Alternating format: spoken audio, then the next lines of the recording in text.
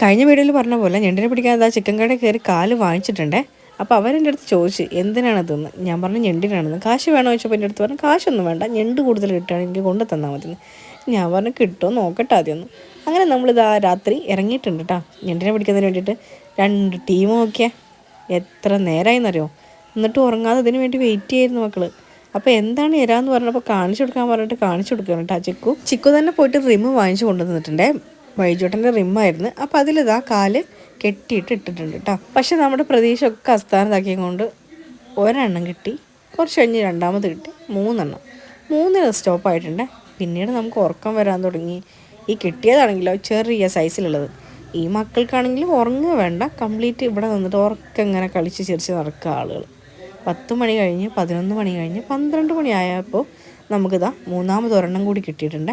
ഇനി നമ്മൾ ക്ലോസ് ചെയ്ത് വീട്ടിലേക്ക് പോവാണ് കേട്ടോ.